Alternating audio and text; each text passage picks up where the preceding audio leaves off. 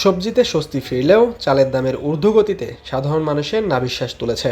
সাধারণ ক্রেতাগণ বলছেন, সিন্ডিকেটের কারণে সবসময় চালের দাম বৃদ্ধি পায়, আমাদের কষ্ট দেখার কেউ নেই।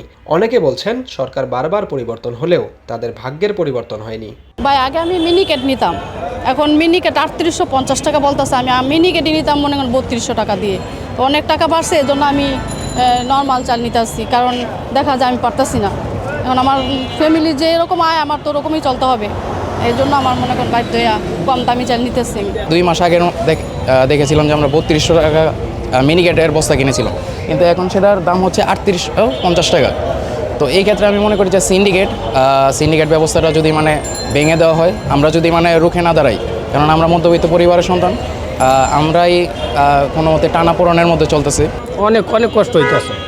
চাইলের দাম না, চাইল বলতে না, অনেক জিনিসের দাম বাড়ছে, যেমন তেল, চাল ইত্যাদি অনেক কিছু খাদ্যপণ্য জিনিসের প্রচুর দাম বাড়ছে। আগে কিনতাম 10 কেজি, এখন কিনি 5 কেজি, এভাবেই কিনে খাই।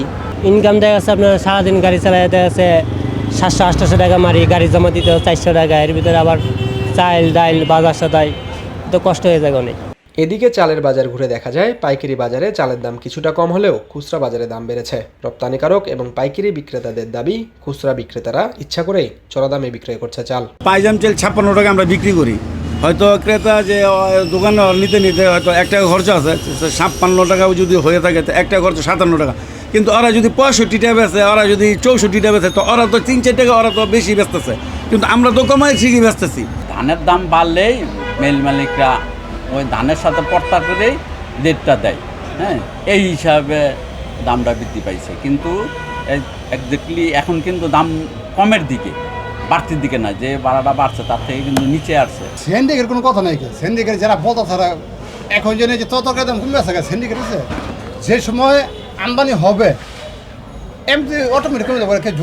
জোরে কারো কমার ক্ষমতা নাই, কমানো এটা অটোমেটিক কমে যাবে। যে সময় আপনার ধান চাউল আমদানি হয়ে যাবো, দানা বাজার কমে যাবো, চালের বাজার কমে যাবে। এদিকে খুচরা বিক্রেতাদের দাবি, কর্পোরেট ব্যবসায়ীদের সিন্ডিকেটে বেড়েছে চালের দাম। এছাড়া মিল মালিকদের মজুত করে রাখার কারণেই বৃদ্ধি পেয়েছে চালের দাম। 81 টাকা যদি কিনে পড়ে তাহলে বিক্রি করতে পারে আপনি 82-83, যে 28 কিনে আনছে আপনি কিনে পড়ে 60 টাকা, 1 টাকা খরচা 61 টাকা পড়ে, তাহলে বেচবো কত? 62 খুচরা বাজারে কোনো লাভ নেই। ওইখান থেকে যদি গোয়ার থেকে মালের দাম কম না আসা পরে বাজারে আসে কোনো দাম কমবে না, এটা আমার কিনে হিসেবে বিক্রি করা। আমরা প্রশ্ন করবো কাকে? ঠিক আছে, এটা যারা বড় বড় মেলিয়ার আছে, আমরা অনুমানে শুনতে যে ওরা নাকি মাল স্টক করতেছে। ঠিক আছে, কারণ স্টক যখন করে থাকে, মাল বাজারে না ছাড়ে, তাহলে তো স্বাভাবিক দাম না কমার সম্ভাবনাই বেশি।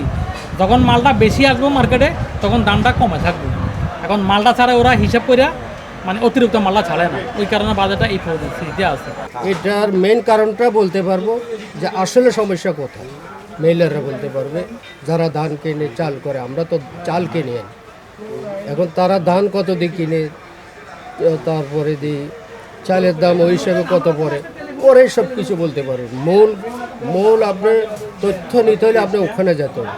এদিকে চালের সংকট কমাতে চলতি 2024-25 অর্থবছরের 29 জানুয়ারি পর্যন্ত সরকারি এবং বেসরকারি পর্যায়ে মোট 36,89,400 টন খাদ্যশস্য আমদানি হয়েছে, যার মধ্যে চাল আমদানি হয়েছে 3,02,240 টন, যেখানে সরকারিভাবে 86,810 টন আর বেসরকারিভাবে চাল আমদানি হয়েছে 2,15,430 টন।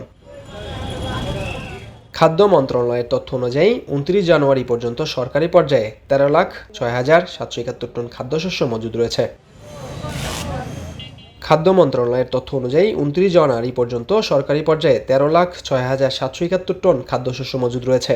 এর মধ্যে 9,38,187 টন চাল, 14,363 টন ধান চালের আকারে এবং 3,59,039 টন গম মজুদ রয়েছে।